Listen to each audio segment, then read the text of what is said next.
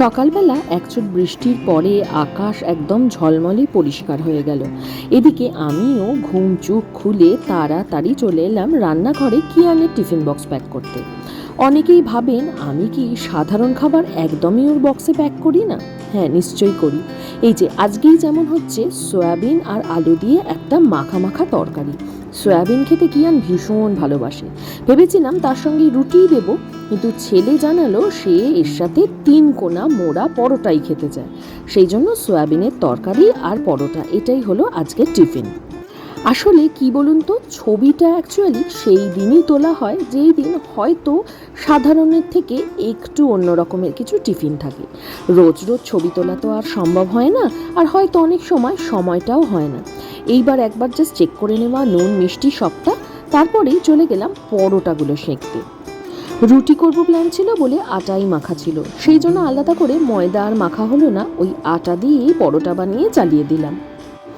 আর আপনাদের বলেছিলাম না, যা কিয়ান টিফিনে নিয়ে যায় মোস্ট অফ দ্য ডে হয় কি আমরাও হয়তো ব্রেকফাস্টে সেরকম খাবারই খেয়ে নিই।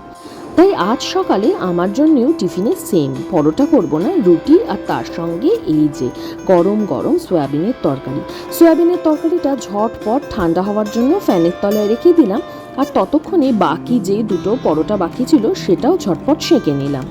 উফ, সকালবেলা যতই কম কাজ থাকুক না কেন এতটা তাড়াহুড়ো বেঁধে যায় না, একটা সামান্য সময়ের মধ্যে সবটা ম্যানেজ করে স্কুলে পাঠিয়ে দেওয়াটা কিন্তু একটা বিশাল বড় পর্ব যেন। তরকারিটা ঠান্ডা হতে হতে পরোটা ভেজে একদম রেডি। এবার টিফিন বক্সটা জাস্ট প্যাক করার পালা। দিয়ে দিলাম ওকে ছোট ছোট সাইজের দুটো পরোটা, তার সঙ্গে বেশ কষা কষা করে প্রায় মাংসের মতো করেই বানানো সয়াবিনের তরকারি। আজকের টিফিন বক্সটা মনে হচ্ছে একদম চেটে পুটে ফাঁকাই আসবে, কারণ এই পরোটা আর সয়াবিনের তরকারি সেটাও আবার মাংসের মতো করে কিয়ানের ভীষণ ফেভারিট। এটার সঙ্গে একটা সন্দেশ তো না দিলেই নয়, তাই সেটাও দিলাম। আর বাসের জন্য থাকলো একটা ছোট্ট কাপকেক। ব্যাস, এরপরে আমার জন্য 1 কাপ চা আর কিয়ানের জন্য অনেক ভালোবাসা আদর মেশানো একটা টিফিন বক্স।